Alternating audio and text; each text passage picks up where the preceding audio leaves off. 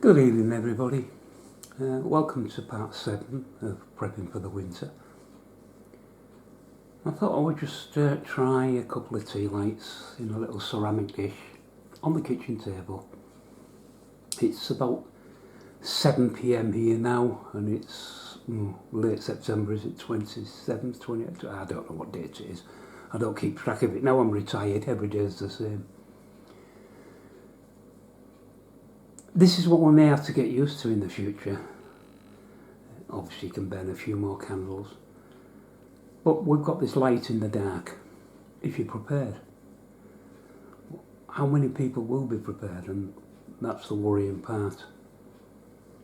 I watched a few UK, preppers around the world, but UK in particular, obviously, because that's where I am. I'm in Yorkshire, East Yorkshire, in England. And I've noticed that people who are prepping, it's both sexes, but the majority are women.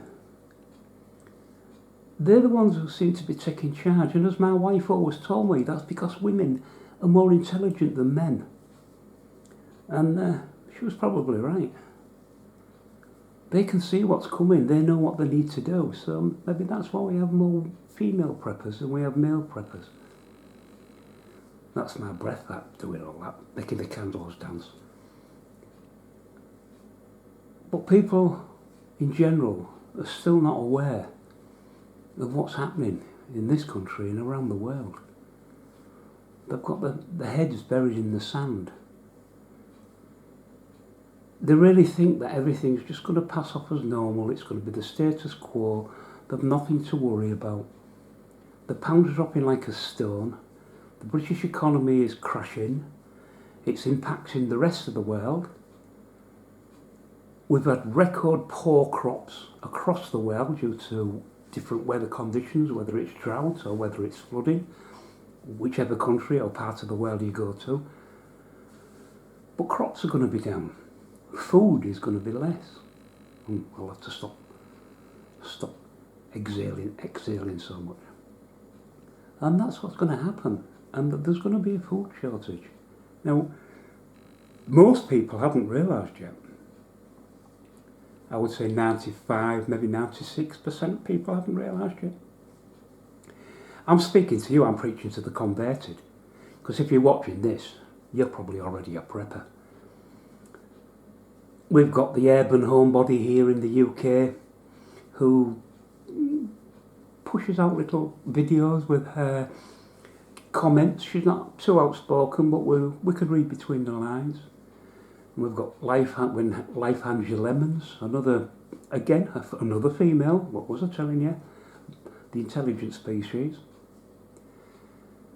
She also comes out with few things, what she needs, and again you can read between the lines what she's saying. But we've all got family and friends who just think we're crackers. My niece, lovely girl, she always looks on me as eccentric, a bit mad, a bit crazy. Oh, it's just Uncle Ian, he does that sort of thing. Well, maybe I do, and maybe all this is for nothing.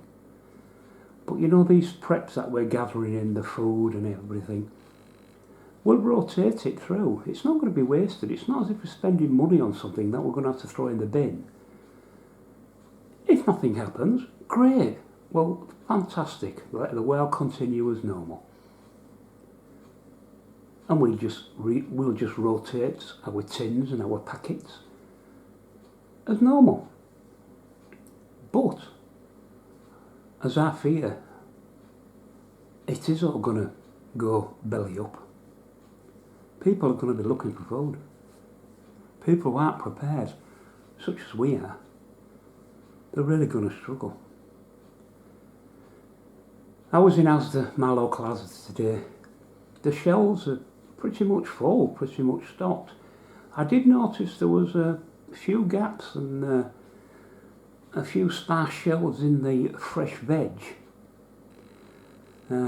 which was, well, not surprising, but it was strange to see so many gaps.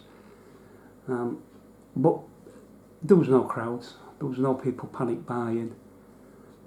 People were just going about normal shopping. In fact, the place was, wasn't very full at all. Probably normal for that time of the day, in the middle of the week. But no one seems to be, everything was still there. I mean, yes, they've got the Asda Essentials range with the yellow labels, and I picked up a few things again today to add to my stock. I think I can safely say I've got enough now to last me comfortably for at least, just for me, I'm on my own, 2 months, 3 months if I ration it out. But I'm not going to stop now. Every time I go to the shop, I pick up an extra tin and an extra packet, and it goes into my stock. I'm also preparing boxes for family members, the ones who think I'm crackers. But I know for a fact, when it does go belly up, they'll be getting in contact with me.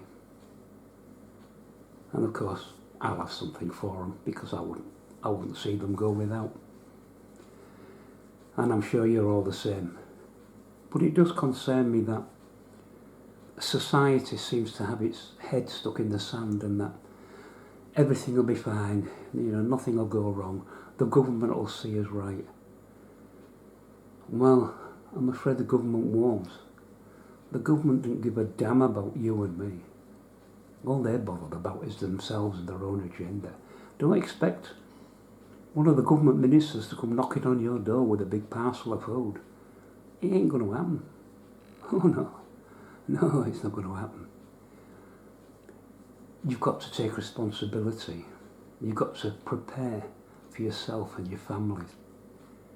Don't expect anybody else to do it, because it's going to be absolute panic out there. You've got to take the initiative and do it yourself. What am I going to need? What problems could arise? Do I need to get this? Do I need to get that? Well, yes, you do. And if whatever you think you need, multiply it by at least 4. Because if this goes on for any length of time, and it may well do, you're going to need a lot of stuff in. And you don't want to be out there when it's going crackers, because you'll have all the nut jobs out there, all the crazies. Once they've finished looting the televisions, which of course you need when you've no power and you're starving, once they've finished looting all the televisions and the Xboxes and such, they'll think, well, I'm a bit hungry now. And of course the alcohol will go as well. They'll take that because, well, you might as well get pissed. And then when you wake up, you see if we can get something to eat. Excuse the language. But yeah, the crazies will be all out there. You want to be inside your home, nice and quiet. A little bit of candles going. This is in my kitchen. This is the room I shall be using. This is the room I shall heat. And this is the room I'll live in.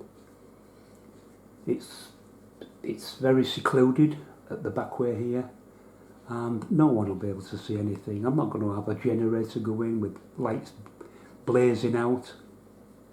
Just be a couple of candles and me, and that's all I'm going to need. I'll have my cooking equipment here, my emergency stove, I'll have my emergency heater. Absolutely no problem. I have no reason whatsoever to go out, because I've prepared. I've already got the stuff I'm going to need. I just wish other people would see the light as we're looking at now, and actually get off the butt, acknowledge what the situation is at the current time, and do something about it. Anyway, thanks for watching. I'll speak to you on the next one. Bye for now.